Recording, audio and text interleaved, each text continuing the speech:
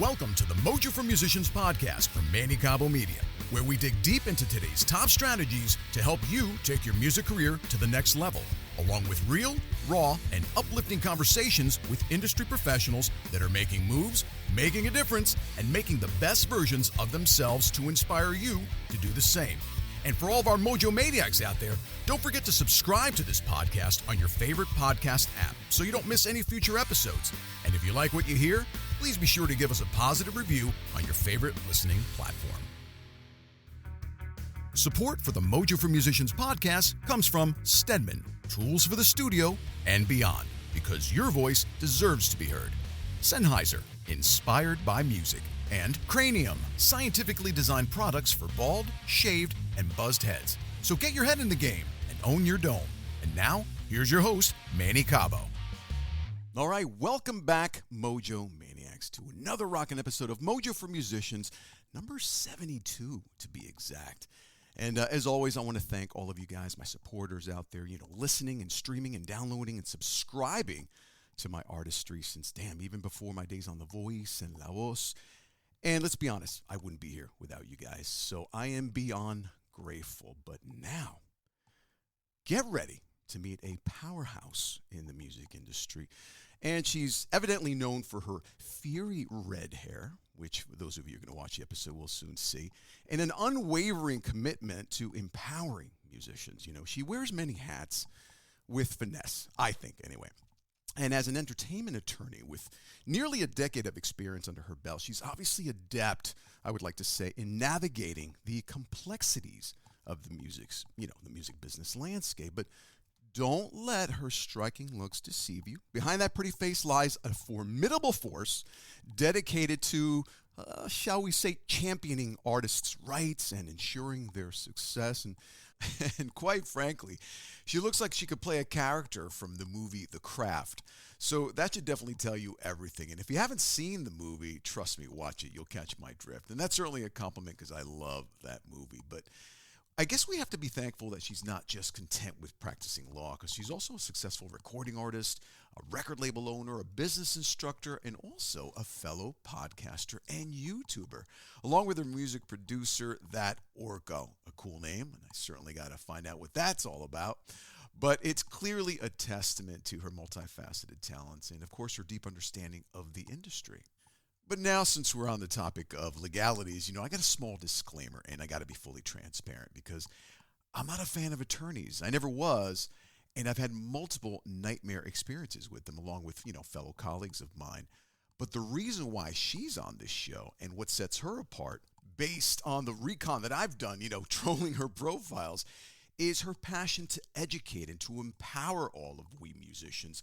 And she's one of us as well. She's grinding it out there with her mission, which is to equip fellow musicians with all the knowledge and all the tools that we need to thrive in this shit show of a landscape. And of course, it falls in complete alignment with my passions for this show as well, which is to leave no stone unturned in this quest to, hopefully help artists globally level up their careers as well. So without further delay, guys, join me in welcoming to the show, and shall I say the rock star representation herself, from Delgado Entertainment Law, Miss Krystle. Welcome to the show, Red. Hey, well, I'll tell you what, I'm going to see what I can do to live up to that introduction. Very happy to be here. I don't like attorneys either. Fair enough. I love it. See, now you guys see what I'm talking about, but it's good to have you on the show. Yeah, no, I appreciate you having me. I'm excited because actually we're just on this little the hurricane of traction right now. And I did some videos talking about a case that I'm handling on behalf of one of my clients through my law firm. And we are just duking it out with TuneCore, which is one of the biggest music distributors. I saw that, And it's just been fascinating to see the response of how many people are not just upset, and can understand the situation, have been through something like this, but it's brought up just these great conversations about, the lack of unions for, artists. What are we going to do when we have kind of these predatory things happening from music distributors who we all have to go through? We all have to sign their contracts if we want our music on music platforms. Absolutely. And so it started a great discussion, but it's leading to something. And what that's going to be, we'll see. Well, you represent my brand colors. That's one thing. So I was a fan as soon as I jumped on your page. And as an aside, I have to give credit where credit is due, because my dear friend, as I alluded to earlier before, prior to me hitting record, her name is Michelle Winters, who addressed me. She's like, you got to go and get this lady on your show. We tour for like 2 months. And not only that, but a couple other counterparts are like, oh, man, that's fantastic. You're going to have her on. And, it's good when you have someone to actually share their perspectives from both sides of the landscape. So that's definitely one of the things that I'm definitely going to address. And I put together some questions. Again, it's always a difficult interview when you have someone with such voluminous amounts of information to join the show. But anyway, thank you, Michelle, and thank you, Krystle, for sharing your time with us here today. Shout out to Michelle. Yeah, without a doubt. So you ready to do this? Yeah, let's do this. I gotta be honest. A part of me is kind of curious, especially because for people who have, maybe not a great experience with attorneys, I'm always curious. What did you go through? What happened to you? Were you on the other side of it? Because here's the thing. Yeah. Everyone's like mad about attorneys until you need one. Everyone hates attorneys until you need one, and then you want the sharkiest of the sharks who's gonna come and just, destroy everyone. So I'm just curious. Have you been sued? Have you had demand letters? Not even demand letters, a lot of fine print, a lot of loopholes that I was not aware of, which drives me bananas, because you don't know me well enough to understand I'm so adamant about integrity. I have declined offers. I will not invite people on the show. I have declined TV shows because I will not fabricate backstories for the end result of, ratings or, any type of fanfare of that nature. So to get misinformed about certain things that should be blatantly obvious is something that really chaps my ass. So let's just leave it at that. I'm sure you could read between the lines. As an attorney yourself, you're probably like, yeah, been there, done that. Yeah, no, and that's the whole issue with TuneCore. It's just, if you're signing a contract that says we get to keep your royalties, if there's even a claim of a whole list of things. Yeah. What about the shit show with Universal, with TikTok? That's like absurd for 1%. I'm like, you know what? We could talk. We could talk on these things for an hour, and respecting your time. Okay, so one of the things that I really want to address with you is, your journey from musician to entertainment attorney to podcaster. For me, it's awesome, and I, for one, can fully empathize and appreciate it wholeheartedly because of my own layers. But how do I phrase this? You possess a unique perspective on the industry, and advantageous one as well. So how do you balance the creative aspects of being a musician with the legal intricacies of navigating this music business? And how do you believe that this, what's the word I'm looking for, duality informs your approach to both roles? Because that's interesting. I got to hear all that. Yeah, I mean, because they do actually influence each other. That is by design. I went into entertainment law because I'm like, I might as well just start a law firm. And, in a way, I still don't really consider myself an attorney as far as just, an identity thing. I'm a creator. I'm an artist. I'm a musician. I do law as my boring day job. And then I started a firm, and then it became, successful, and it's doing well and all these great things because we can help people. But as far as how that makes sense for me, it's just in the creativity of what I do. It's not just in art. You have creativity in human psychology, how you handle problems, how you, navigate and help to build things, right? Because I'm all about not just building things for my clients, but helping people who follow Top Music Attorney on YouTube, how to build your own music career, of course, your own music business, your own record label, like your own entity. Yeah. And so there's, there's creativity in that, but also it's just a, left brain, right brain thing. I also just really like intellectual stuff. I like learning things. I like fighting with people. I like winning things. It's just, so it's the duality of just my personality. As do I. I really, really do. So no argument for me there. Full pun intended. Yeah, well, so and so I just kind of went with it, and I fought it for so long. I didn't want to, I didn't even plan on taking the bar to become a licensed attorney, but then it was just silly at the point where I'm like, I got done with law school. I have like $200,000 of student loan debt because I wanted to learn how to protect myself, how to think like an attorney, do all the things. I'm like, you know what? I might as well just sit for the bar. And then I passed. Absolutely. And then I'm like, you know what? I can help my friends who are big time music producers and all this stuff. I might as well just kind of help them. And so I did. And then it just started to grow. And I fought it. I fought it for so long where I go, I'm just going to help the people I want to help. And, you know, the firm just kept growing and growing. I'm like, it's monopolizing everything. So I had to really, over the last, 9 years of doing this, I've always just had to fight it back against it and be like, no, I have to make time for what I love. Like, it's the point of everything. It's to make music and to perform.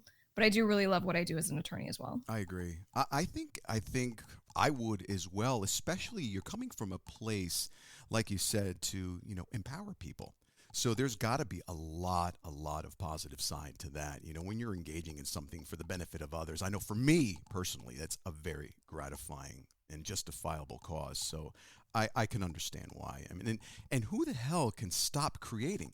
And I learned this from Steve Jobs. And I talk about it, and I sprinkle this on so many episodes. If you don't do what you love and you don't have a balance of things that you have an affinity for, that little nudge will keep poking at you, wanting you to quit. So it is so vital for you to engage in something that you're truly passionate about. So I can, completely concur and empathize with you. Yeah, and I would also say that for someone who has maybe a skill set of things that they're interested in, you can also utilize that tactfully, right? It's consequentially become really helpful for me when making friends, in that I have something that I can really do to help them. I'm a lawyer. I know a lot about the music business. I've been doing this a long time. And for anyone who's like, I'm a graphic designer, I do editing, I'm a musician, I know how to mix stuff.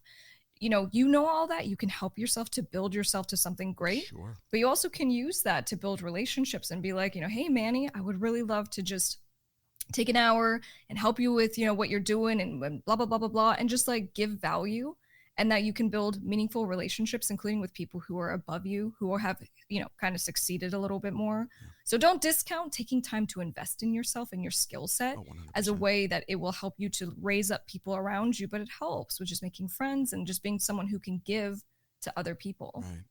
Right. 100%.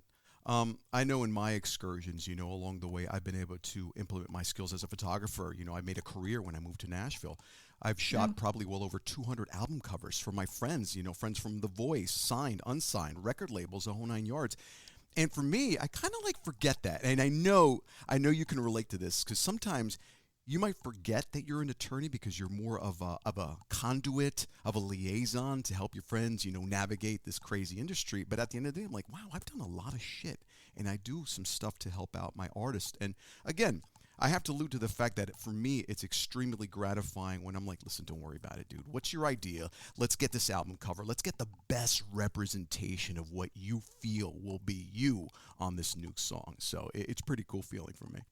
Yeah, well, and then also people forget how talented they really are, and that skill set of you being a photographer and whatever editing you do after, whatever lighting you know how to do, like all of that skill set, you could obviously make a, 6-figure income for yourself just from that. But I always tell artists, I'm like, think like a record label. Even if you don't want to be a record label, if you think like a record label, you start to figure out how to monetize. It's not just, oh my gosh, I got to get people to go and stream my song. Right. That's not going to make you anything. 100%. Labels aren't depending on that. They're like, what else can you do? Let's get you in the studio. You're making beats. You're selling sample packs. You are mixing for people. You are sharing your skill set for an hourly rate, or you're having an online course.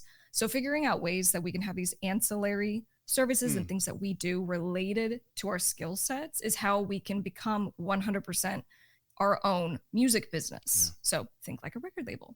Right. Well, I mean, it is the music business. You have to think like an entrepreneur. We had this, I had some good heartfelt dialogue with Steve that I just had on the show from Trickster and Def Leppard. And he said the same thing. He's like, listen, man, in order for you to succeed in this business, you are an entrepreneur before you are a musician. You keep your creativity, you keep doing that on a consistent basis, but you need to know the ins and outs, how to leverage and profit from your talents. At the end of the day, I mean, I couldn't agree with you more.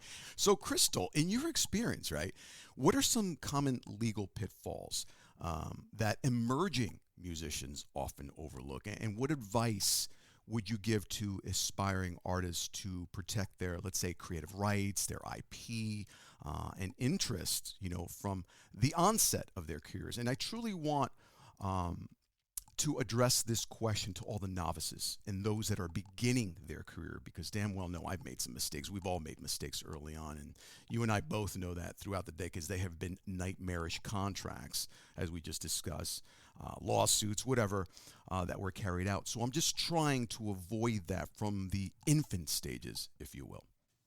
Yeah, and let me also share that it's not just those who are just coming into the business. We have people and clients who just don't know what they don't know. And you'll be going along and doing your thing in a certain way for 5 years, 10 years, however long in your career, and you actually still are at that novice understanding of music business. So, I kind of there's a couple different pillars of like, this is what's going to help you to be successful. And a huge one is just understanding the music business. And I go, where I lost so much money with my own career was just in doing all the wrong things. You spend so much time sending emails to the wrong people, wasting time on So true. I have to get my music on, terrestrial radio stations and all this stuff, or I need to get in a magazine. I need to get, featured in a magazine. Who cares if the magazine gets you in front of 100 people versus if we got you in front of 10,000 people because we ran a Facebook ad and paid $20. Like, there's different ways to think about this to maximize your money, your time, and to help you reach your goals, of course, faster. So I go, my thing is there's the execution piece of when you learn something and you do something, right? You're building your skill set. You're actually going out, making music, performing, getting better, right? But then over here and just understanding the music business of what contracts do you need? Like, what was the last contract? I mean, let me ask you, what was the last contract you signed for someone creatively? Can you? Myself? Yeah, just a couple of media releases for a photo campaign and a sync license. That was it. Yeah. Okay, perfect. So as you are putting your music into TV, film, and games, you need to have an agreement. And when you are, let's say, collaborating with people, if you and I did a song, right, we're coming out with a new song together, you and I could have a handshake deal where we're like, oh, we'll split the proceeds and it's all fun and games until someone has a problem. Exactly. And you're like, oh, no, I wanted this share of money. Oh, no, I decided to release it. And you released it at the same time. And I have a different cover art. So we never put something in a signed writing. So it's just understanding deal points, what's industry standard, having contracts, but then things like copyright, right? Registering your actual copyright. I'm just going to kick back here and just let you talk for the next hour, because all this stuff, for me, it's old hat, but it's like I find myself repeating myself. I'm like, guys, how could you not do this on the, like with co-writing? You need to address the splits before you finish a song. I mean, you guys are opening yourselves up for chaos. But anyway, go ahead, continue. I didn't mean to interject, but it's such a sensitive topic for me, and I'm glad that you're bringing this up. Go ahead.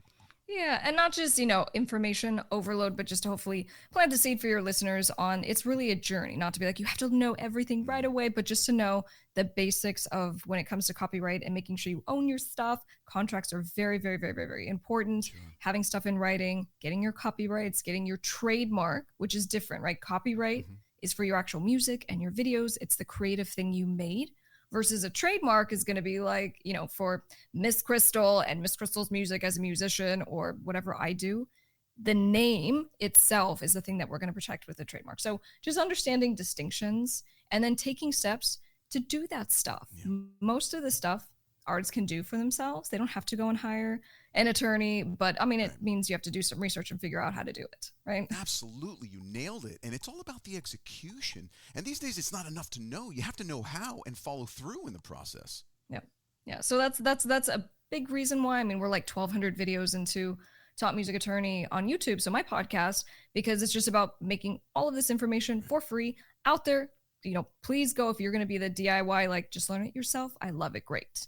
And, from there, like we can, I will sometimes work with musicians and all that kind of thing, but I just want to make this stuff accessible. Yeah. And you guys out there that don't know her stuff, you really do. Like I was said, I've been trolling through your stuff. You have so many amazing nuggets on there, from fake contracts to, the stuff that we talked about earlier about TuneCore, what's going on right now with Universal Group and TikTok, the greed, the avarice, they're charlatans. It's like, oh my God, there's an array of topics, and you cover a wide spectrum of that. And it's so true. It's frustrating. I'm like, guys, in the year 2024, you could figure out how to do anything you want to do out there. If you don't succeed in any racket in any industry, it's because of indolence, because you don't want it bad enough. And I was always told, talent has nothing to do with it, not even knowledge. The most important factor in you succeeding is how hungry are you to get to that next level? Because somebody with all that hunger will beat talent any single day. And I think that's a very, very valid point that you're making, because you're offering this stuff for free and people still make excuses. Well, I didn't have the right guidance, or I didn't have the right thing. I'm like, yes, you do. You just need to really do the research out there if you really want to succeed and leverage your career and get to that next level. 100%. And I love that you said that. I mean, not to be the hard hand here, but just there are no excuses anymore. And even if you are, right now you're a 16-year-old and you're watching this and you want to start your record label or start your music career, I'm saying the same thing to you that I'm saying to the 35-year-old, to the 40-year-old, whatever your excuses that you have in your mind of why you can't start, why you can't take the action is your excuse. And so you got to start moving right away. You do. You really do. I've got a fun question for you. I was debating whether to do it or not, but you seem to be the right person for this because you're going to cover both sides of the spectrum. So if you could form, right, Krystle, if you could form a fictional supergroup, right, with any three musicians, let's call it trio for now, living or deceased, doesn't matter. Like, who would you choose and why? And as an entertainment attorney, how would you navigate the legal complexities of managing such an eclectic, ensemble, right? And I asked you this because I've experienced certain aspects of this, whether it was in person or from a distance, and it's not an easy scenario because, first of all, being in a band, being in a group, it's like marrying 5 other people, and it's difficult marrying one person these days. But then again, what aspect of this industry, with your knowledge and background, of course, I would like to hear your managerial and guidance approach, because it does cover a lot of ground, and it seems like a fun scenario for. First of all, I would cringe if I had to be presented with this scenario, but somebody who's got knowledge. I know, right? What are you doing to me? I've always agreed that preparation always kills the nervousness, but like, how would you address that with so many nuances? I'm trying to be the devil's advocate here, if you will. Yeah. Okay. So now we have our super group. Did you say 3? We can put any 3, and how would I manage it? Yeah, put 3, whoever you want. Okay. I'm just telling you, like, who just came to mind. I'm like, oh my gosh, that'd be so cool. Yeah. Michael Jackson, Janet Jackson. Right. Okay, they're together. Right. Just because, they're front of house, dancing, singing. Right. I just saw Janet, like 6 months ago, and she's still insanely amazing. And then Pharrell Williams. Ooh. And I do that because from the music production standpoint, when you have a team and you have a group that comes together, usually 3 really is the trifecta, right? Yeah. So if you have 3 people who can do kind of 3 parts of any band or artist, you have to have like a marketing operational side of what are we doing to grow, right? The business sense. Mm-hmm. So if there's a person who can handle that, amazing. Then you have the super creative type. Okay, the super creative in this case would be, Pharrell. You have the person who's actually driving the project and coming up with what should we do, what should we try, what genre, what new styling, how do we get that hit song, right? And then you have the person who's more of the big picture. And so when it comes to, ideally with 3, that's what we would go with. If it's 2, if it's just you, that's okay. You still have to do all of those things. Yeah. But anyway, just from a personal thing, that would be insane if that was like. I love, he was one of the judges when I was on The Voice, and he is the most down-to-earth, placid. He's genius. He's brilliant. And it's the quiet ones you got to watch out for. So I agree. Go for it. That's right. Yeah. No, that would be insane. But yeah, so in just general, people ask me to manage them all the time, and managing my own project and managing the different companies that I run and things like that. When it comes to just having a successful team, it's really just having a plan. A lot of people are so driven by passion. So if you and I were like getting together and doing something, and we're just like so juiced, and we're like, let's do all these things, and then we don't execute, and then we don't have, what are we doing this quarter? Like, what are we trying to get to? How many songs? Where are we going to perform? How are we going to make money? You really have to kind of put on your business hat for a second, because the artistic stuff's going to come. That's why we do this. The whole reason is because we just love making music. Yeah, absolutely. And do you find that you're caught in that situation a lot? Like, people think you're very approachable, which you are. But I know, let me tell you, I've known a lot of people that are really kind-hearted, really quiet. But when it comes down to getting business, it's like it's like Dr. Jekyll, Mr. Hyde. So do you get confronted with that opportunity all the time? I'd love for you to manage me. I don't care. Money is no object. Like, how do you feel about that? I mean, considering, because you do have your own project is what I'm saying. There's got to be some sort of balance in managing of time. Yeah. And what I do to help, and that's a part of why I for, top music attorney, I ended up creating a few courses because I literally just don't have time to handle the amount of people that do reach out for help. So for example, when it comes to starting your own label, being your own business, right? That's a common thing. It's a whole series of steps we have to go through. We set up your LLC. We have to teach you about copyrights and trademarks and give you all the contract templates and show you how they work and give you a training. Like that whole thing, for me to replicate that over and over and over, which is what I was doing, didn't make sense. I couldn't help as many people. So I do have certain things that are like paid products that you can go through and this and that, but it was because I saw that. I think it's great. It doesn't make sense for someone to call me at my law office. I'm like, cool, you can pay me $10,000 or Exactly. a couple $100 to go. I was about to say the retainers must be out of this world, man, to do that all the time. Because it's more of an issue of time, I would think, because the knowledge, it's always going to be there. It's just time management.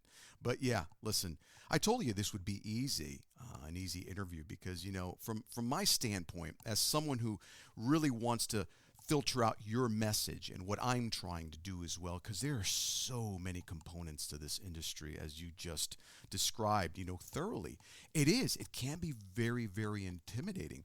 And I, for one, recommend that each individual artist, I don't care what your background is, painter, sculptor, chef, whatever, musician, always have a good attorney in your pocket. And I think more importantly, somebody that you're comfortable with. I'm big on relationships, Krystle, and I feel that, not all attorneys, not all musicians, not everybody's the same.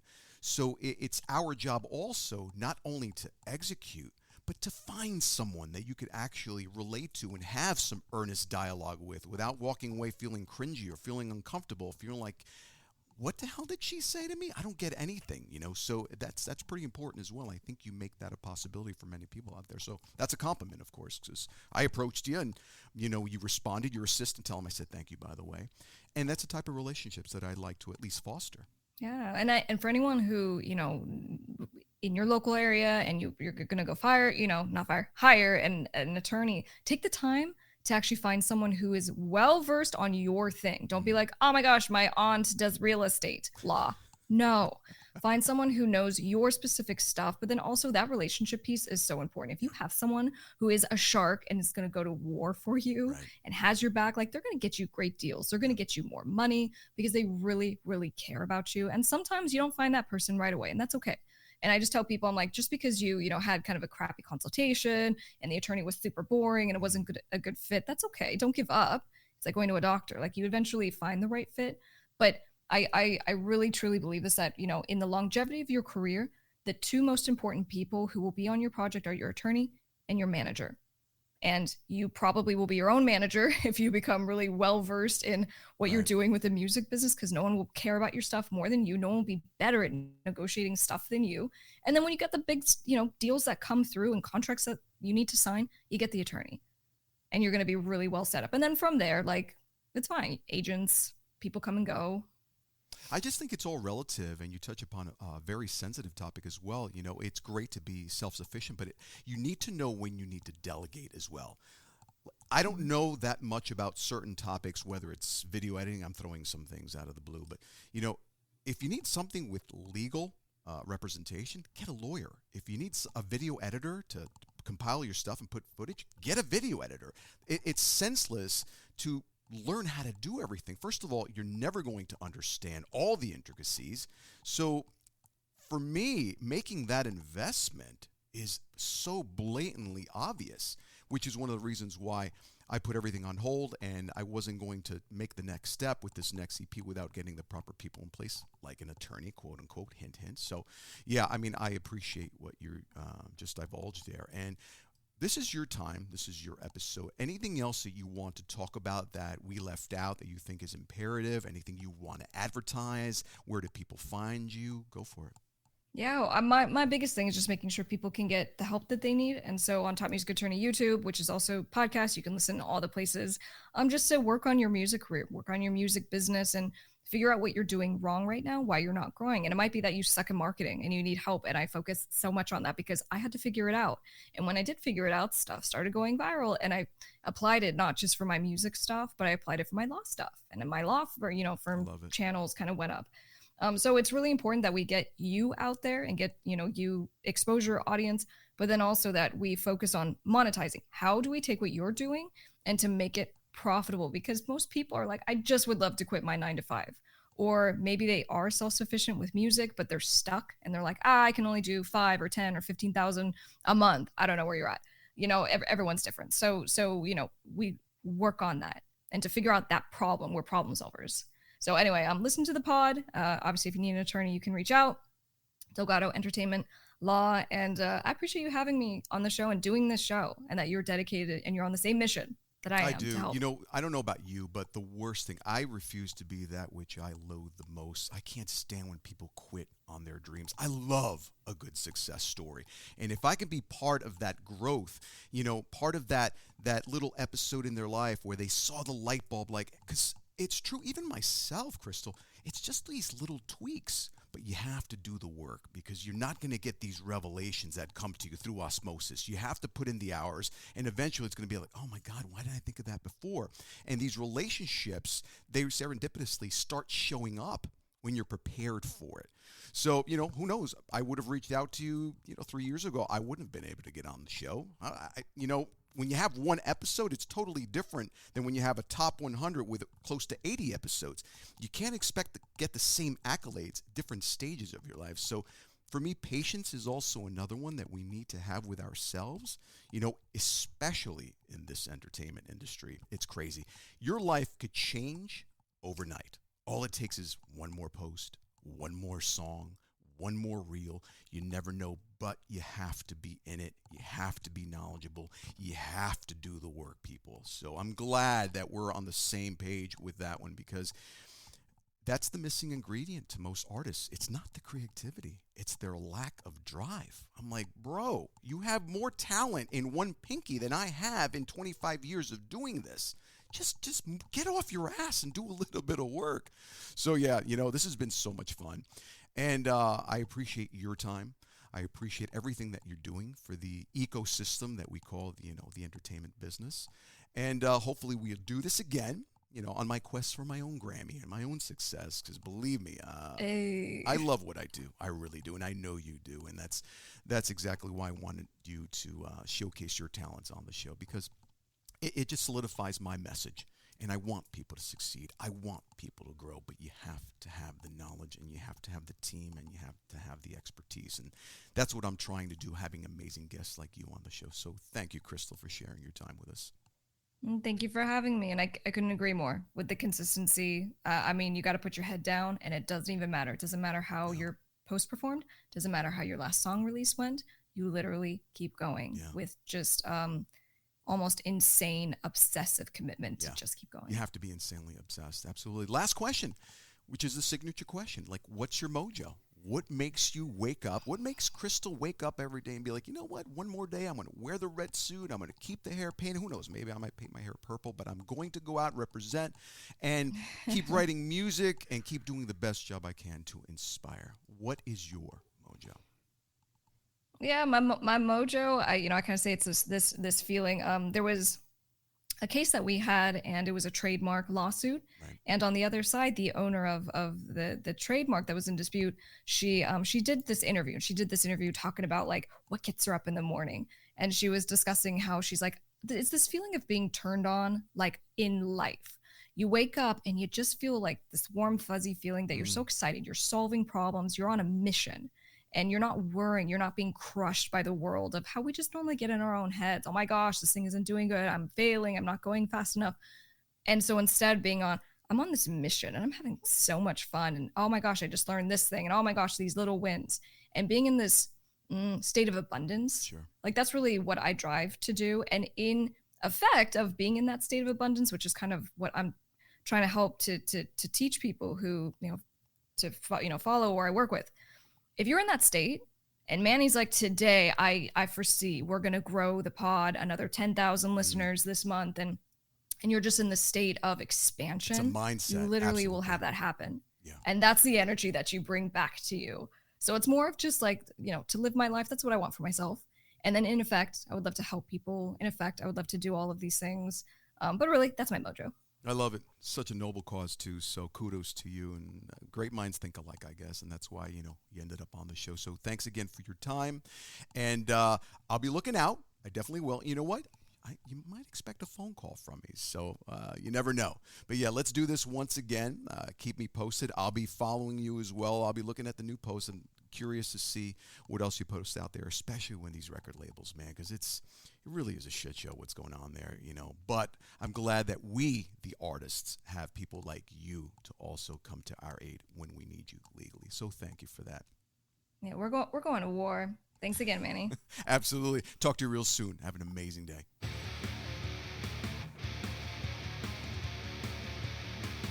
This has been a Mojo for Musicians podcast. If you're a musician, producer, engineer, or any other industry professional wanting to share your mojo and stories of success with our listeners, or just want to share some feedback on today's episode, we'd love to hear from you. So just send us an email at info@mannycabo.com. Thanks for listening.